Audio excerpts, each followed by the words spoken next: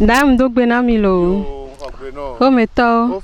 Amesi ame fonyere a. Devi o fo keke ma. Enyo. Da.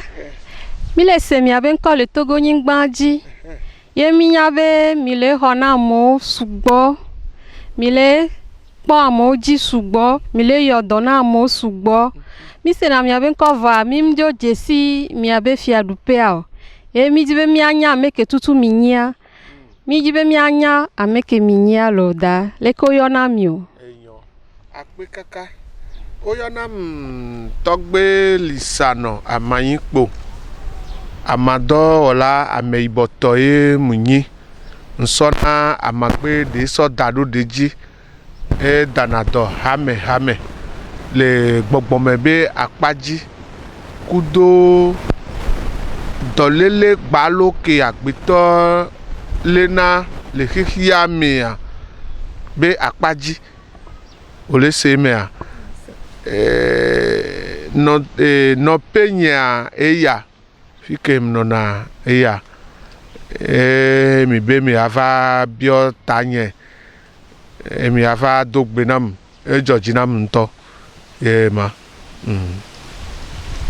Enyo akpeda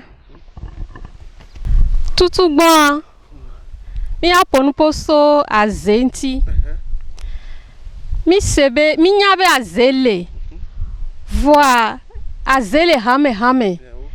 ye mi monu genti o de kuku da mi late de gomena mia akpe kaka opon ogbon yando azeji fifia ma de fion amesiame le togoto nsoku nyonu amekele duta amekele yovode afide siade le kpomia fifia yake obia egomede de azejia mundefo azea nde benyi miyona aze vo azea aya benyi amede mpepe mkpone o voa ebenu wona wa esugbo azeke mi glona yam du chune ntoy yem siele voa nde pepele hehia me fiele du ta lo Africa gbeji afide pepele fia eboya zokaya nu gblegble de pepe ya azea le tanenu wa o azegbegle ya yemi yona sorcellerie rouge yele tanenu wa de pepe voa ne mila de benya gomena mesia la nya azea nde benyi agbeto so nuwa so le gblenu la menti azea ameton benyi enoale mi yona minona eji awovi eji abi minona eji awovi eji abi abia azebevie awovia azebevie demi aso de yagomena mesia mea awovia wawe no na jen be akpaji nu jen tutututu awovie wa nu yibo tutututu abia wa nu hi chichichi ade wa no minona wa voa hea eji yibo akudo jen voa jen be akome o na nu gblegble de si adele o la gble asukwe na me o la gble dona me o la do ame ayadudu o la do ayadudu o la do ayale hihia me jen be akome nu wa keke journali o la blu tagbo me no nu kemu inu wo la o le famille me o la vai wo o la blu tagbo me na apeto ma gba lon o le do me o ne po wa o la trozun apeto honvin ne apeto ase jen abe ahome enu wa keke journali e nana agbeto le asukwe o mu le jivio o jivi akakala dia eglo o sona o abe vidi dova so ibla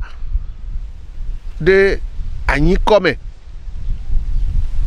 ase jen abe ahome wa ne mitofunwa leke esprit saint le bible me ni plombe ma plombe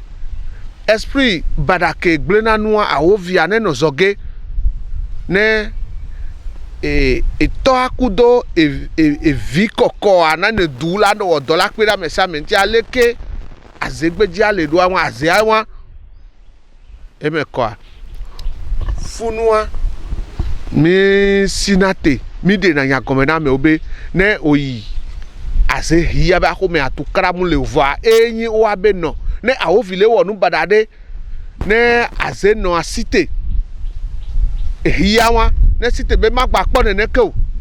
ne be nu gbajo ke o ne gbon ne ma gbajo ke o ne gbajo a aze jian ejagone ebe no wa na ebe no biji do ya ela ku ela onu ela gbatada tinti ela o ela ebe agbeme lasun funya kaka ela fa ku yema voa yiboa eva pena de no anti aze yiboa eva pena de no anti ye yemi yona abi ne ola wo nyade ola wo nyade ola so nyana mede ne ole amedo kame ne ola tuka na me alo azele amede so le jahu ne ola so kana me a la de so le nu la de jo le nu gbegbe wa me ade yibo aye pe na do no anti wona court e wona court sisa yibo aba ko me wona le afidele ne tepe asen alo tepe a e wo do le de pachane eno amundo tan la ya de yibo abe donado da abia be donado da eva regret na nyakele funa keke la sonya na mesia me la ho ameke azeto blada sia la ho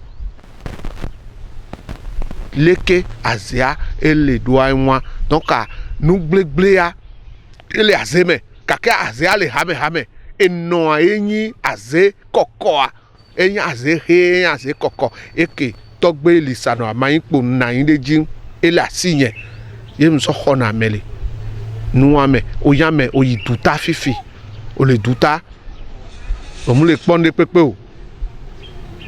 eno la hwele dompono azito la hwele dompono la zegbeji ne wadu ka wame a mi sona azia ye mi so traside ame anti e mi khona me o la azito ba sime ye ma enyo ndo ape na oda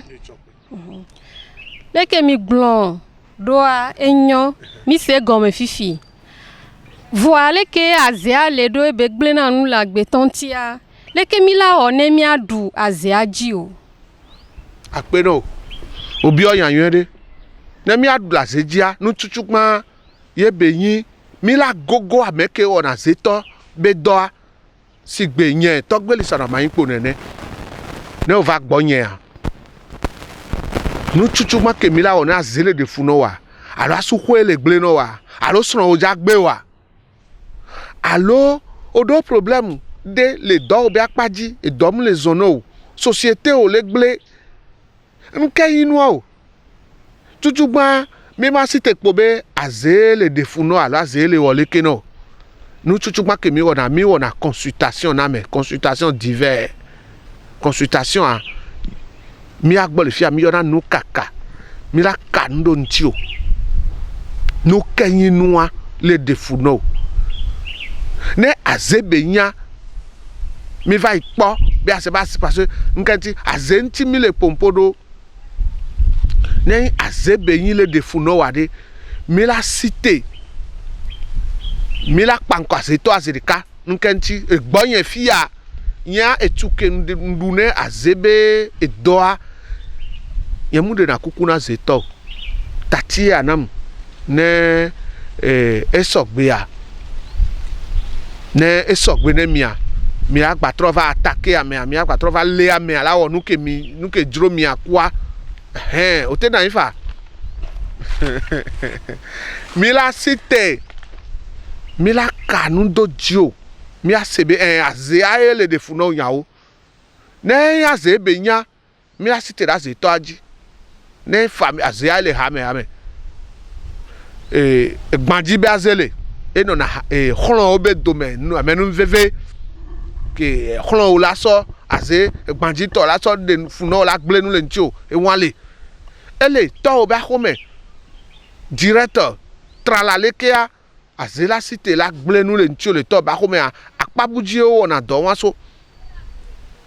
ne azetɔ site ne yi enye ame ŋutɔtɔ le de funɔ wa ne mi sitea mi la dzi ne mi ka no ne mi se be azea ŋutɔtɔ le de funɔ mi la wɔ vision nocturne mi la wɔ zã toto mi la to zã ɖo ŋuti o mi la convoquer azetɔ ke le wɔ nua kua mi la convoquer wo keke nyanye mu te yɔrɔ wo ne wo la gbe o ne yɔ ame ɖe na ame agbea ame ŋgba da ŋlɔ gbe wa gbe o ne da ŋlɔ la ku nene be yina ne mi yɔe la va nka me ya wɔ no o le gblẽ nu le ŋuti o nka me ya wɔ no o le gblẽ asuƒoe ne o le gblẽ be société o nka nua ŋusẽ ŋkɔ o funua azetɔ ŋutɔ la de nyagɔme ŋutɔ nye wɔ le ke nyawo nu ke gblẽa la gblɔ keke nyama gblɔ ne be nu ya ke o gblẽa tsagbɔgba na dzra keke ɖo o la dzra keke ɖo ame ke gblẽ nu amea woe dzrana ɖo e la site la dzra ɖo vɔa nyama na avertissement o nyama gba sekea ma gblɔ no vɔsa ke yi vɔsa ma wɔa nuka ti mi wɔna vision nocturne o vision nocturne zã toto ɖe ame ŋutia ne mi se be aze le de funɔ wa nuka ti mi to na zã o mi la nya kpekpeke le amea sia mi la nya nu ke mi asɔ kpa ŋkɔ amea parce que nu le sugbɔ ne aze le de funɔ ne o ma dza de kuku na zetɔa enu le ne o compose ne o sɔ da ɖe na zetɔa kpɔ la ku voa eŋuti nye atɔgbe lisa na ma yi kpo ŋgblɔna be o musɔna kakla va yi so na zetɔ be ne ku o o musɔna tu va sɔ yi da zetɔ be ne ku o musɔna kpo sɔ xla na zetɔ na zele de funɔ wa mia ke wɔna zetɔa ye o la gogo o le mɔdzi fifi enɔ o le dɔn ƒo nɔ ame ɖewo gblɔna be o le mɔdzi nye ŋgba la ƒe o ase ma gba kpɔm o ase ma gba wɔ ne kpekpe na mo alakpa ye fi ke o le aya ŋgba yi funua na ya yi funua ase la gblẽ nu le ŋuti o ase la va kpɔ o fo ana me ale mɔdzi nɔ ale dɔn ƒo ne nyɔ nɔa nke ŋuti wɔ le ke o funua mi sitea nu ke kpɛ wu nɔa nua ye mi la nya ma compose ma sɔ bɔ ɖe wa ŋuti ke ŋgbɔ ko ela gba trɔ site la yi zã dzi do ŋuti o ava gblẽ nu le ŋuti oa ela to nu wa gbɔ ke ŋgbɔ ko ela va gbɔ o va ne kpɔ nu ne to nu wa ŋutia evɔ ekpɔ nu ke azetɔ ŋu kpɔna ekpɔ wa ne kpɔa ela ku le ase be akpadzia nene be yina